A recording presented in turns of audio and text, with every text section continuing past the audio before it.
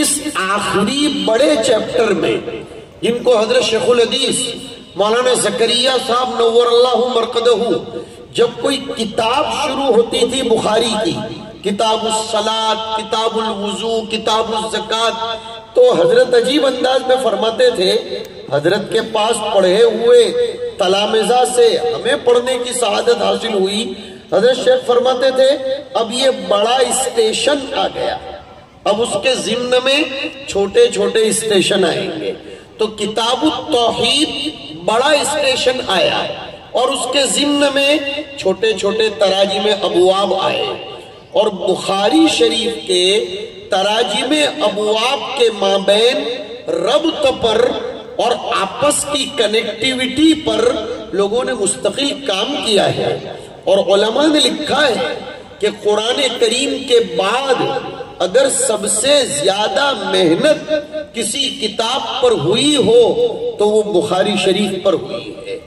ہر زبان میں، ہر اینگل سے، ہر اعتبار سے، بلاغت کے اعتبار سے، اس کے نحو کے اعتبار سے، اس کے فقہ کے اعتبار سے، اس کے تراجم کے اعتبار سے، اس کے رجال کے اعتبار سے، اور اس کے اقوال کے اعتبار سے، یہاں تک کہ اس کے ادب کے اعتبار سے میدان اس کا بہت وسیع ہے۔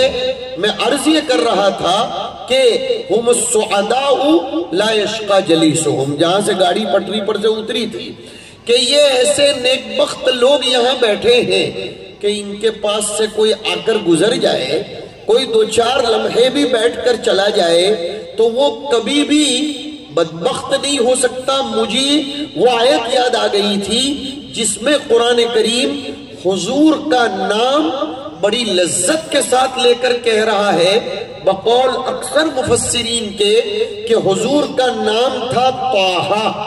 بہت سے ناموں میں سے ایک نام حضور کا طٰہٰ بھی تھا، یاسین بھی تھا۔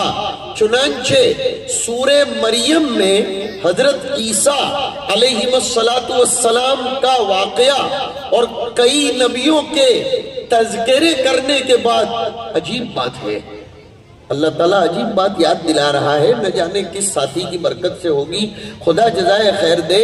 آج بالکل یہ بات تازہ تازہ اللہ تعالیٰ ذہن میں میرے بڑوں کی توجہ کی برکت سے کہلوا رہا ہے۔ سورہ مریم میں تو یہ کہا وَاذْكُرْ فِي الْكِتَابِ مریم، وَاذْكُرْ فِي الْكِتَابِ ابراہیم، وَاذْكُرْ فِي الْكِتَابِ موسیٰ، وَاذْكُرْ فِي الْكِتَابِ اسماعیل۔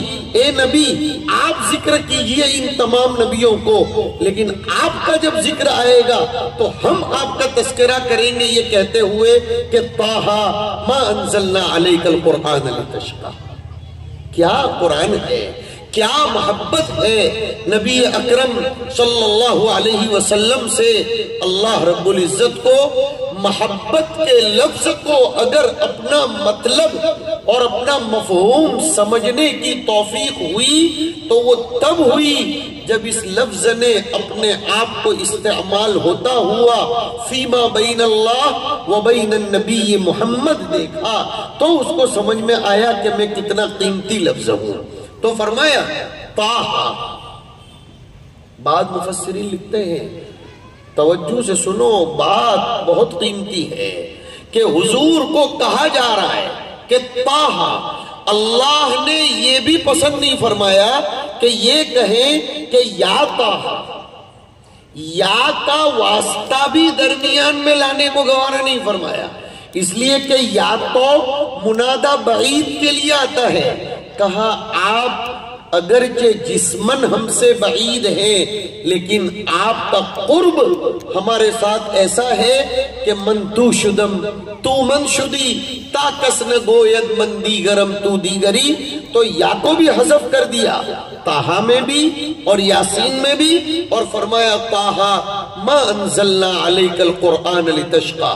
پورا مجمع سن لے اس آیت کریمہ کے پیغام کو کہ آج میڈیا کے ذریعے، حفوات اور بکواس کے ذریعے ہمارے ذہن و دماغ میں یہ باتیں ڈالی جا رہی ہیں کہ اسلام کے نظام طلاق کو اچھالا جائے، اسلام کے نظام وراثت کو اچھالا جائے، اسلام کے نظام مساوات اور عدل و انصاف کو اچھالا جائے، اور مسلمان خواتین کے خاص طور پر ذہن و دماغ میں یہ بات ڈالی جائے کہ اگر تم اسلام کا فالو کرو گے یا کرو گی تو اسلام تم کو بہت پیچھے لے جائے گا۔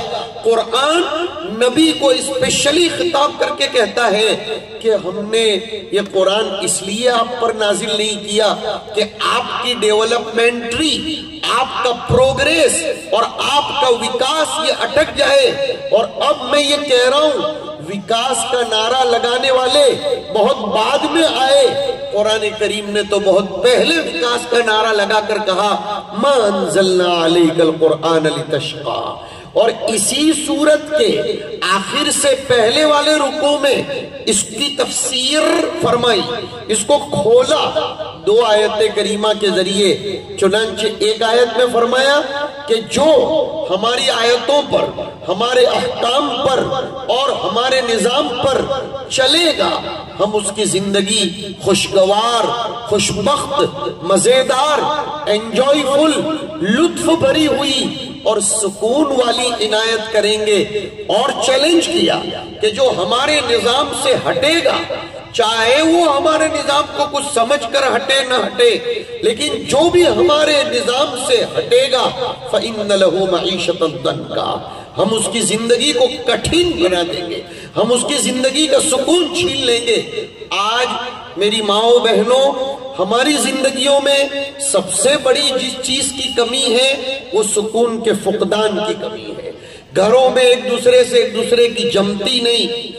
اب میں ذرا یہاں یہ کہنا چاہوں گا، اگر جوائن فیملی اس کی وجہ ہے کہ ساس بہو کے ساتھ میں رہنے کی وجہ سے نہیں جمتی، تو پہلے تو ایک ساس کئی بہوؤں کو لے کر رہتی تھی، کبھی کسی کو کسی سے کوئی شکایت نہیں ہوتی تھی۔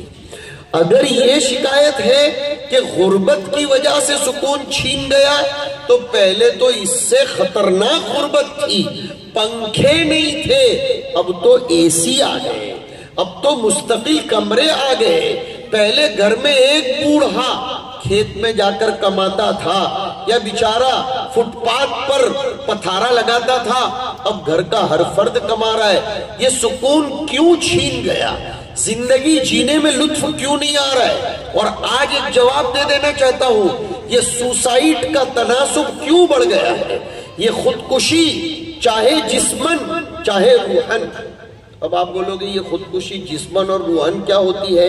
ایک تو اپنے آپ کو جلا کر مار ڈالنا، یا کبھی اپنے آپ کو ڈبا کر مار دینا، یا کبھی اپنے آپ کو پھندے پر لٹکا کر مار دینا، یہ جسمانی خودکشی ہے۔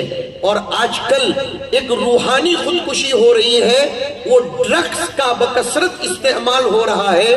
ڈپریشن یہ روحانی خودکشی ہے۔ اکثر و بیشتر لوگوں میں ڈپریشن پایا جا رہا ہے، زندگی کا لطف نہیں ہے۔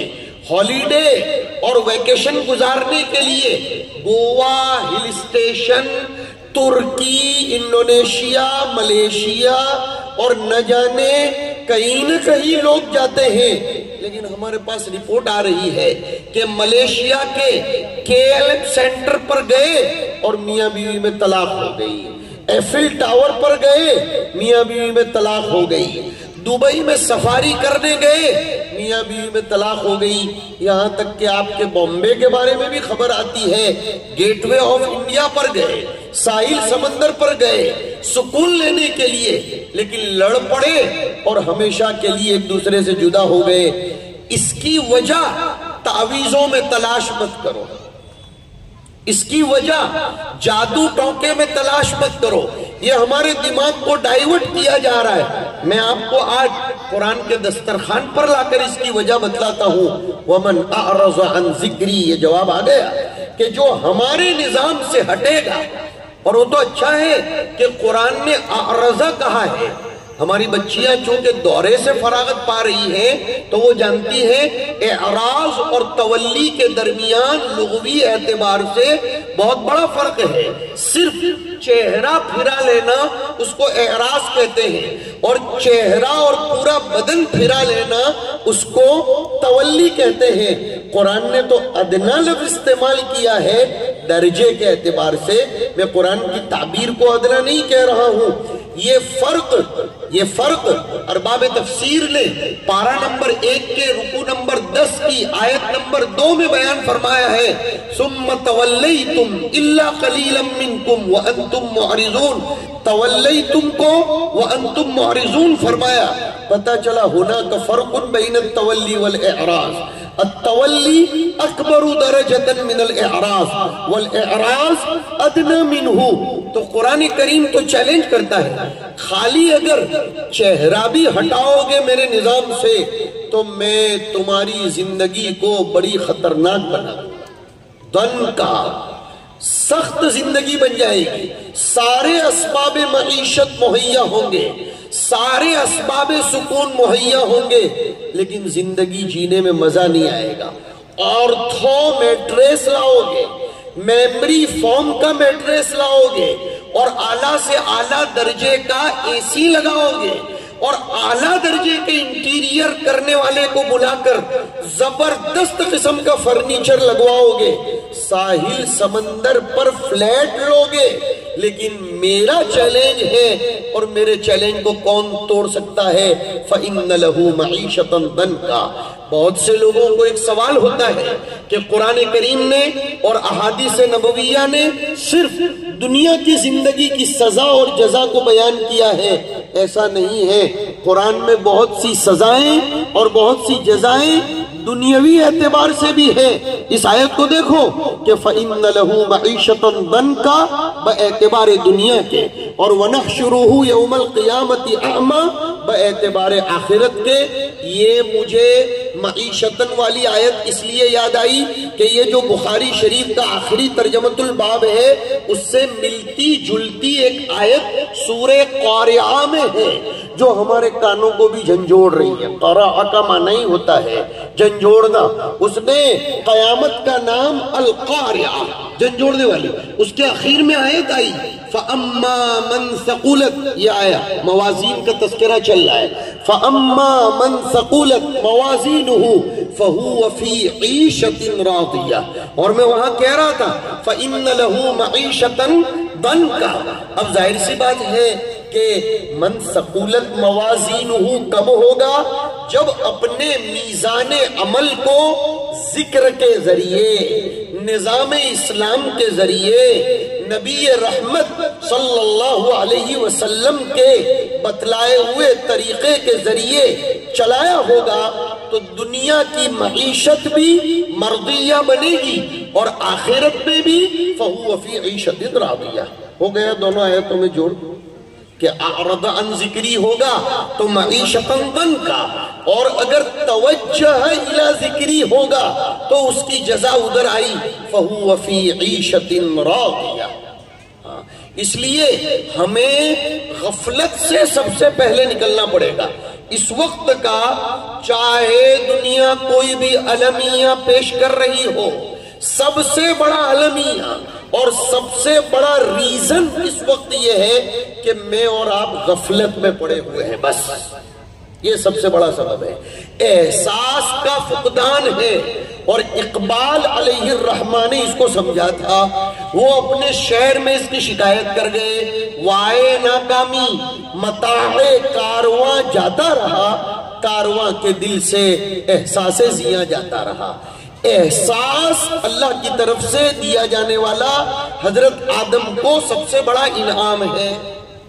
اب شاید حاضرین میرے اس جملے پر دخل مقدر بھی کر سکتے ہیں کہ یہ کیا ہے. حضرت آدم علیہ السلام کو سب سے بڑا انعام جو دیا گیا وہ احساس کا تھا. جی ہاں, سنیں گے بات کو پوری. حضرت آدم علیہ السلام کو چونکہ دنیا ہی میں بھیجنا تھا, یہ تو طے شدہ بات تھی, اس لیے ان کے پاس ایک خطا کروائی گئی. سوچ سمجھ کر بول رہا ہوں. ہم کبھی ایسا نہیں بولیں گے کہ حضرت آدم نے کی, نہیں. بڑوں کے باب میں جب کوئی لفظ بھی بولو تو سنبھل کر بولو. ادب کے نتیجے ہی میں روحانی ترقی ہوتی ہے, اور بڑوں کے باب میں ایک ایک جملہ ناپ تول کر بولو. چاہے وہ ہماری نظر میں کچھ بھی ہو لیکن بڑے بڑے ہوتے ہیں. تو حضرت آدم علیہ السلام سے وہ خطا کروائی گئی. ادھر ابلیس نے بھی غلطی کر ڈالی، بہت بڑا دھماکہ کیا. بات پوری سنو. حضرت آدم علیہ السلام پر سب سے بڑا انعام یہ ہوا کہ جیسے ہی آدم علیہ السلام روئے زمین پر اترے، ان کو احساس ہوا کہ یہ مجھ سے غلطی ہوئی. انہوں نے اپنی اس غلطی کا نہ ساس پر بار ڈالا، نہ ساس نے بہو پر ڈالا، نہ بہو نے ننند پر ڈالا، نہ ننند نے آنے والی بھابھی پر ڈالا، اور نہ دونوں نے مل کر شوہر پر ڈالا. غلط بات ہے یہ کہ اس کا اس پر ڈالو، اس کا اس پر ڈالو. یہ تو بہت بڑا مہا پاپ ہے. سیکھو نا ہمارے باوا نے سب سے پہلے کیا کہا تھا. سیدنا آدم اور حوا علیہم السلام نے، انہوں نے سب سے پہلے یہ کہا تھا قالا ربنا ظلمنا انفسنا. اور پہلے پارے کی آیت کو دیکھتے ہیں تو ایسا لگتا ہے کہ ان آیتوں کا سلیکشن اللہ کی طرف سے کر کے دیا گیا تھا، اس لیے کہ پہلے پارے کے چوتھے رکوع کی آخری آیتیں ہیں فَتَلَقَّى آدَمُ مِن رَبِّهِ كَلِمَاتٍ. حضرت آدم علیہ السلام نے اپنے رب کی طرف سے ایپلیکیشن دینے کے لیے، ایکسکیوز کرنے کے لیے، معذرت خواہی کے لیے چند کلمات پائے تھے. اور اگر ہماری طالبات کو قراءات سے کچھ دلچسپی اگر پیدا کروائی گئی ہے، میں نہیں جانتا، لیکن بہرحال کچھ تو ہوگی، اس لیے کہ امام ابو داؤد نے تو ابواب القراءات کے نام سے مستقل ایک چیپٹر قائم کیا ہے. اور بلکہ میں تو دیکھتا ہوں حضرت شیخ کی عوام کی ہدایت کے لیے لکھے جانے والی کتاب میں بھی قراءت کی بحث چھڑی گئی ہے. حضرت شیخ نے تھوڑا سا ایسا شمع دیا ہے. تو ایک قراءت یہ بھی ہے فَتَلَقَّى آدَمَ مِن رَبِّهِ كَلِمَاتٌ.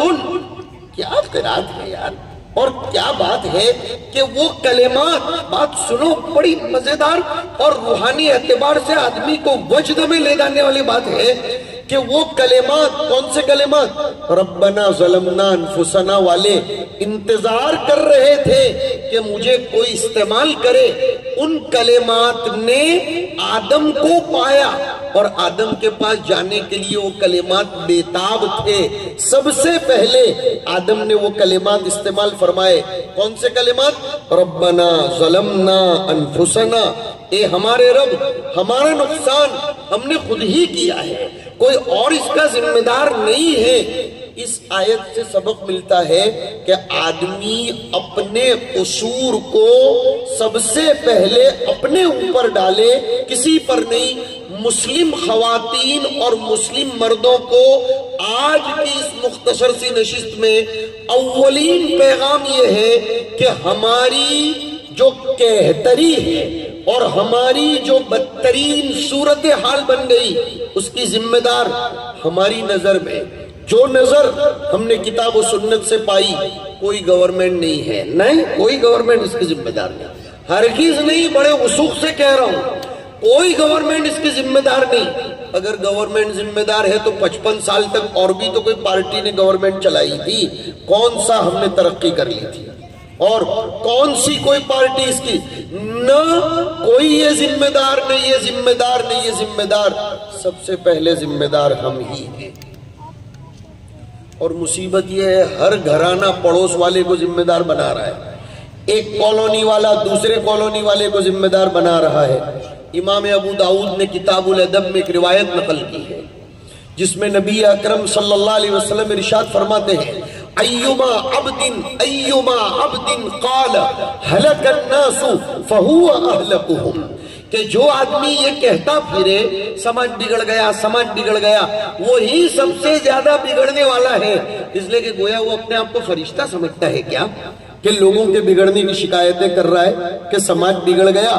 آپ بھی تو سماج کے ایک فرد ہیں، لہذا آؤ آج کی اس مبارک مجلس میں سب سے پہلا تحیہ اور عزم یہ کرتے ہیں کہ ہر ماں اور بہن اپنی اصلاح اپنے گھر سے کرے گی، اور نبی اکرم صلی اللہ علیہ وسلم کی سیرت بھی ہمیں یہی بتاتی ہے کہ سب سے پہلے حضور اکرم صلی اللہ علیہ وسلم نے دعوت و تبلیغ کا آغاز اپنوں سے کیا تھا۔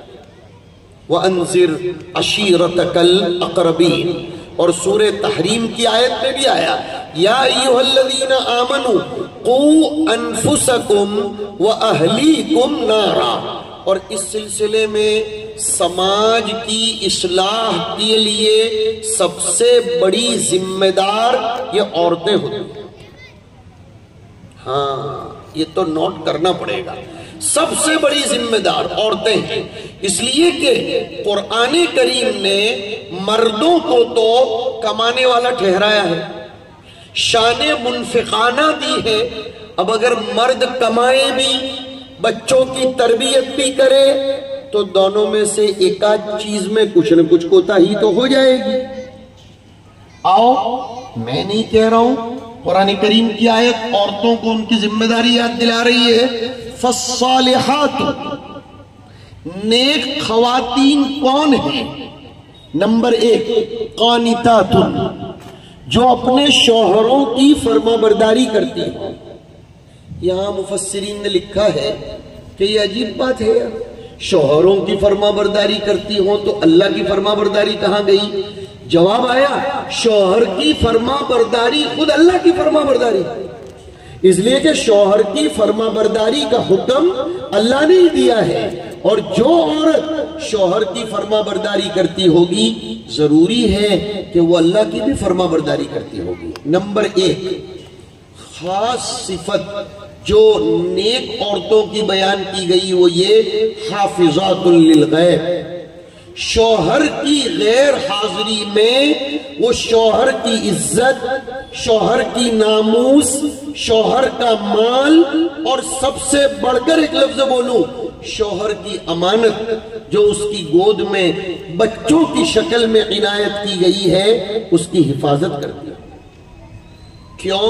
بما حفظ اللہ، اس لیے کہ اللہ نے اس کو اس کا ذمہ دار بنایا ہے۔ مفسرین نے وہاں یہ لکھا کہ بما حفظ اللہ ای بما امر اللہ ایاہن بالحفظ، کہ اللہ نے ان عورتوں کو ان چیزوں کی حفاظت کا ذمہ دار بنایا ہے۔ تو ہماری ماں بہنوں سے آج یہ خطاب کیا جا رہا ہے کہ آپ کی ذمہ داری اولاد اور نسل زبردست قسم کی تعمیر کرنا ہے۔ یہ جو کتاب آج آپ کے سامنے ختم کی جا رہی ہے میری بہنوں، اس کے پیچھے بھی سب سے بڑا کردار ایک عورت کا تھا، امام بخاری کی والدہ کا۔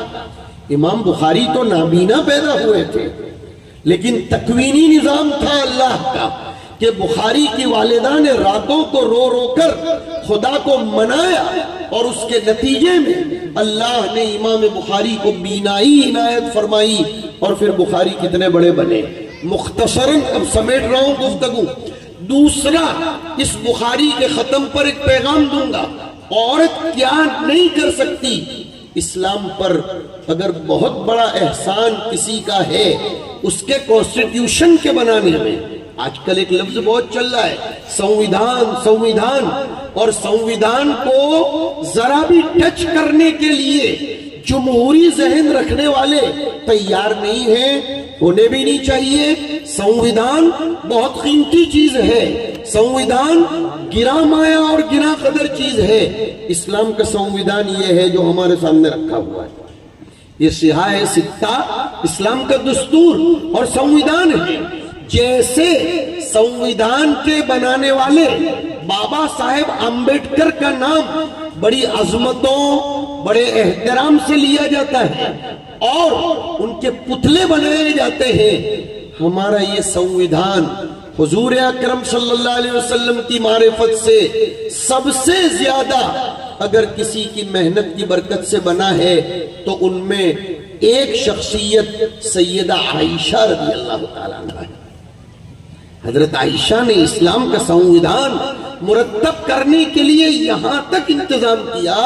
کل ہی ہمارے پاس جلالین کے سبق میں ایک بات آئی تھی کہ عائشہ نے کچھ لوگوں کو سلیکٹ کیا تھا کہ ان کو اگر میں آف لائن پڑھاؤں گی تو وہ نہیں بن پائیں گے، اس لیے کہ آف لائن الفاظ کو منتقل کیا جا سکتا ہے، آن لائن الفاظ کو تو منتقل کیا جا سکتا ہے، نسبتوں کو منتقل نہیں کیا جا سکتا۔ بات تھوڑی سی گہری ہے لیکن پوری سمجھو گے تو سمجھ میں آئے گی کہ حضرت عائشہ نے یہ تاڑ لیا کہ اگر میں پردے کے پیچھے پڑھاتی رہوں گی تو as like on line teaching ہوگا، لیکن آن لائن ٹیچنگ میں نسبتیں منتقل نہیں ہوں گی اور وہ نظریں انتخاب نہیں پڑے گی جن نظروں میں کئی سالوں تک حضور کی نظروں کی کرنیں اور شعائیں تھی، اور ان شعاؤں نے، ارے الفاظ تو سنو، یہ محدثانہ کلام ہے جو کر رہا ہوں، کہ وہ جو نظریں حضور نے عائشہ پر ڈالی تھی ان نظروں میں فقاہت بھی تھی، فراست بھی تھی، حفاظت بھی تھی، عبادت بھی تھی، قنوت بھی تھا، اور جو ساری نسبتیں اللہ نے نبی کو عنایت فرمائی تھی وہ نسبتیں خلوتوں میں، اور یوں کہا جاتا ہے، یہ علماء یہاں بیٹھے ہیں ان سے پوچھو، ایک بھی عالم اگر اس کا انکار کرتا ہو تو کوئی نہیں انکار کر سکتا کہ آخری لمحات میں بڑی شخصیتیں اپنے ماتحتوں میں سے کسی ایک پر ساری نسبتوں کا القاء کر دیتی ہے، بلکہ اس کو اپنے رنگ میں رنگ دیتی ہے، جس کو نسبت القائی اور انعکاسی کہا جاتا ہے۔ تو وہ آخری لمحات میں حضرت ابو بکر نہیں تھے حضور کے پاس، حضرت عمر نہیں تھے، کوئی سنح میں تھا تو کوئی اوالی میں تھا، وہ عائشہ تھی، اور کسی صاحب معرفت نے لکھا حضور کو وہ نسبتیں منتقل کرنا تھی، اس لیے اپنی ازواج مطہرات کے پاس اجازت چاہیے کہ مجھ کو عائشہ کے کمرے میں منتقل ہو جانے کی اجازت دے دو۔ مقصود اس وقت پیار اور محبت کرنا نہیں تھا، مقصود اس وقت عائشہ کے ساتھ انجوائنگ کرنا نہیں تھا، نظر اپنی صاحب معرفت کی نظر یہ ہے، حضور نسبتیں منتقل کرنا چاہ رہے تھے۔ حضور کی نظروں نے تاڑا تھا کہ عائشہ سے اسلام کے کانسٹیٹیوشن کا بہت بڑا کام لینا ہے، چنانچہ وہ نظریں ڈالی، حضور انتقال فرما گئے، تو اس کے بعد حضرت عائشہ نے 2500 کے قریب روایتیں، 2250 روایتیں صحیح ترین امت کے سامنے پیش کر دی، جن کے ذریعے حضرت ابو ہریرہ اور عائشہ ان دونوں نے مل کر اور دیگر کچھ صحابہ نے مل کر کانسٹیٹیوشن بنایا۔ کیا نہیں کر سکتی ہے عورت؟ بہت سے لوگوں کو کلام ہوتا ہے کبھی کبھی کہ یہ مدرسۃ البنات بنانے کا کیا فائدہ، یہ لڑکیوں کو یہ سب پڑھانے کا کیا فائدہ؟ ایکول نہیں ہوتی ہے۔ حضرت وہ بات رہ گئی کہ حضرت عائشہ کچھ لوگوں کو آف لائن پڑھانا چاہتی تھی، تو حضرت عائشہ نے اپنی کچھ بھتیجیوں کو اور اپنی کچھ بھانجیوں کو مکلف فرما دیا کہ ان لوگوں کو تم رضاعت کے رشتے میں جوڑ لو تاکہ میں ان کے ساتھ محرمیت والی حیثیت پر آ جاؤں اور میں ان کو اپنے سامنے بٹھا کر پڑھاؤں۔ یہ وہ وجہ تھی۔ ایک عورت کیا انقلاب پیدا نہیں کر سکتی، وہ اماں عائشہ کو نمونہ بنا کر آپ دیکھ سکتی ہو۔ میری ماؤں بہنوں، اصل میں بات یہ ہے کہ ہمارے اس سماج نے بھی، معاف کریں گے مجھ کو، ہمارے یہ جو مردوں کا سماج ہے انہوں نے عورتوں کی قیمت ہی ان کے سامنے گھٹا دی ہے، اور ہم نے یہ سمجھ رکھا ہے عورت یعنی گھر میں کھانا پکانے والی، چادر بچھانے والی، پوچھا اور جھاڑو۔ بے شک یہ اس کی طرف سے ہمارے اوپر احسان ہے اگر وہ یہ کر رہی ہے، لیکن کیوں ایسا نہیں کرتے کہ اگر کسی کی بیٹی ٹیلنٹ دماغ کی ہے، کسی کی بیٹی ایکسیلنٹ مارکس کے ساتھ پاس ہو گئی، کسی کی بیٹی زبردست قسم کا مائنڈ اور ذہن رکھتی ہے، لاؤ اس کو اور اماں عائشہ کے دسترخوان پر اس کو بٹھاؤ اور اس فراست سے وہ کام لو جو اسلام نے حضرت عائشہ کی فراست سے کام لیا۔ جو اسلام نے حضرت عائشہ کی رضی اللہ تعالیٰ عنہ فقاہت سے کام لیا. کام لینا اصل ہے، کام کرنا اصل نہیں ہے. خدا مبارک کرے ان مدرسوں کو جو قوم کی ایسی بے کس بے سہارا امت کے اندر جو بچیاں پائی جاتی ہیں ان کو منتخب کر کر کے لاتے ہیں اور ان میں ان نسبتوں کو چاہے واسطوں کے ذریعے کسی قدر منتقل کرنے کی کوشش کرتے ہیں. سب سے اہم پیغام یہ ہے کہ ہماری مائیں بہنیں اپنی قیمت کو سمجھیں، اپنی قیمت کو سمجھیں. حضرت عائشہ نے مستقل ایک مصحف تیار کروایا تھا اور اس میں تفسیری نوٹس لکھوائی تھی. ہاں، حضرت عائشہ نے. حضرت خدیجہ کو آپ دیکھیے، حضرت حفصہ کو دیکھیے، اللہ تعالیٰ نے کیسی کیسی نعمتوں سے نوازا تھا. یہ زندگی بڑی قیمتی ہے، ایسے ہی کھاتے پیتے سوتے اٹھتے بیٹھتے کھجاتے کھجتے گزر جائے گی، لیکن کام کی زندگی تو وہ ہے جو کسی کے کام آ جائے، اور وہ تب بنے گی جب ہم اس زندگی کے ایک ایک لمحے کو دنیا میں اور زندگیوں میں انقلاب برپا کرنے والا بنائیں گے. اور انقلاب برپا کہاں سے ہوتا ہے اس کا پیغام بھی دے دوں. انقلاب نعروں سے پیدا نہیں ہوتا، انقلاب ایجیٹیشن سے پیدا نہیں ہوتا، انقلاب میمورنڈم دینے سے پیدا نہیں ہوتا، انقلاب ریلیوں سے پیدا نہیں ہوتا. انقلاب تو اقرا سے پیدا ہوتا ہے. پڑھو. مجھے معاف کیجئے، آج ایک صاحب نے بہت اچھی پوسٹ میرے واٹس ایپ پر بھیجی، مجھے اتنی پسند آئی. ایک عربی نے، ایک مصر کے عرب نے بھیجی. اس نے کہا مسلمان محلوں کا جائزہ لے لو، آپ کو کھانے پینے کی ہوٹلیں زیادہ ملیں گی، کتاب کی ایک دکان بمشکلیں تمام ملے گی. بلکہ اس عرب نے لکھا کہ میں دلی گیا اور دلی کی جامع مسجد کے حیال الفلاح کی طرف اردو بازار کے نام سے ایک بازار تھا. کسی دکھانے والے نے دکھایا کہ کسی زمانے میں یہاں کئی 100 کتابوں کی دکانیں تھیں. تو کہا میں نے اس میں خال خال 2-4 دکانیں دیکھی، ورنہ وہاں بھی چکن تندوری چکن مغلائی. اس قوم نے اپنی زندگی کھانے پینے ہی میں برباد کر دی. یہ قوم پڑھتی نہیں ہے، مطالعہ نہیں کرتی. القراءۃ ہی اساس القیادۃ. ہمارے بزرگان دین یہ فرماتے تھے پڑھنا یہ قائد بننے کے لیے سب سے پہلی شرط ہے. اور اسی لیے سب سے پہلے نماز کا حکم نہیں آیا تھا، سب سے پہلے زکوٰۃ کا حکم نہیں آیا تھا، سب سے پہلے پڑھنے کا حکم آیا تھا، مطالعے کا حکم آیا تھا. تو آج ایک پیغام یہ بھی ہے کہ ہمارے بھائی اور ہماری بہنیں اپنے اندر پڑھنے کی عادت ڈالیں اور اپنی زندگیوں میں ایک یو ٹرن دیں. اب تک کی زندگی اگر غفلت میں گزری، نا امید ہونے کی قطعاً ضرورت نہیں. ایک مصیبت تو یہ ہے جو میں نے بیان کی کہ مردوں نے عورتوں کی قیمت ہی نہیں سمجھی. اللہ کرے کہ میری یہ جو درد دل سے نکلی ہوئی بات ہے آج اثر کر جائے اور گھر جا کر سیریس موڈ میں بیٹھ کر ہم اپنی بچیوں کے باب میں غور کریں. اور دنیا کا اتہاس آخری 15 سال سے بالخصوص ہندوستان کی اسکولوں میں سے آنے والے ریزلٹ کی شکل میں بتا رہا ہے کہ لڑکیاں جتنا آگے ہوتی ہیں پڑھنے میں اتنے لڑکے نہیں ہوتے. کیوں ان لڑکیوں کو ان حدیثوں کے لیے منتخب کر کے ان سے یہ کام نہ لیا جائے؟ اور دوسرا المیہ یہ ہے ہماری ماں بہنوں نے بھی اپنی قیمت کو سمجھا ہی نہیں ہے. علامہ ندوی رحمت اللہ علیہ ایک بات کہہ کر گئے تھے اور اس پر تو پھر ان کی ایک کتاب کا نام دے دیا گیا، اپنے من میں ڈوب کر پاجا سراغ زندگی. اپنے من میں ڈوب کر پاجا سراغ زندگی، تو میرا نہیں بنتا نہ بن اپنا تو بن. لہذا ہماری ماں بہنوں کو چاہیے وہ نا امید نہ ہو، اپنے ذہن کو ارتقا بخشیں، اپنی پرواز کو بلند کریں اور ہرگز یہ نہ سوچیں کہ ہم کچھ نہیں بن سکتی. آپ کے سامنے وہ چند نمونے تھے جو میں نے پیش کیے. ضرورت ہے اس بات کی اشد کہ ہم اپنی بیٹیوں کو تعلیم کی لائن میں آگے لائیں. ماڈرن تعلیم میں بھی اور ریلیجیس تعلیم میں بھی، اس لیے کہ ہماری زندگی تو گزر جائے گی، لیکن زندگی گزرنے کے بعد اس کا ہمیں حساب کتاب چکانا ہے۔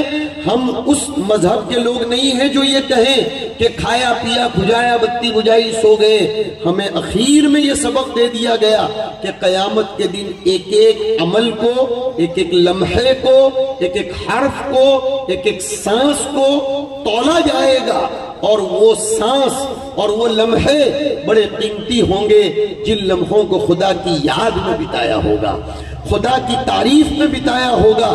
یہی اس آخری حدیث کا پیغام ہے، اور وقت میں چونکہ بہت قلت ہے اور مجھے باندھ دیا گیا ہے کہ 9:30 بجے میں ختم کروں۔ میری بالکل عادت نہیں ہے کہ اصول کے خلاف اپنے راگ الاپتا رہوں اور وقت کی پابندی نہ کروں، اس لیے میں ٹھیک 9:30 بجے اپنی گفتگو ختم کر رہا ہوں۔ پھر مبارکباد پیش کرتا ہوں میری ان 9 بیٹیوں سے اور ان کی ماؤں سے درخواست ہے کہ مدرسے نے ان کو کام کا بنایا ہے تو اب ان کو فارغ کر کے چولہے ہی پر لگانے پر اکتفا نہ کیا جائے، بلکہ ان کے ذریعے محلے محلے میں مکتب کا وجود ڈالا جائے اور حدیث کی تعلیم کا وجود ڈالا جائے، اور ان بچیوں کے ذریعے اسلام کا بہترین آئیڈیل پیش کیا جائے۔ اور ہماری یہ بیٹیوں کو چاہیے کہ مولانا خالد سیف اللہ صاحب، مولانا یاسر ندیم صاحب اور جتنے اسلام کے بہترین اسکالر اردو میں گزرے ہیں، مولانا علی میاں صاحب، حضرت تھانوی رحمت اللہ علیہ، شاہ ولی اللہ رحمت اللہ علیہ، ان کی کتابوں کو پڑھیں، اور یہ جو کالج یونیورسٹی کی بچیاں ہیں ان کے سامنے اسلام کو عقل کی روشنی میں پیش کر کے انہیں اسلام سے خوب روشناس کرائیں۔ حق تعالی شانہ مبارک فرمائے۔ وآخر دعوانا ان الحمدللہ رب العالمین وصلی اللہ وسلم علی نبینا و مولانا محمد وعلی آلہ و اصحابہ اجمعین۔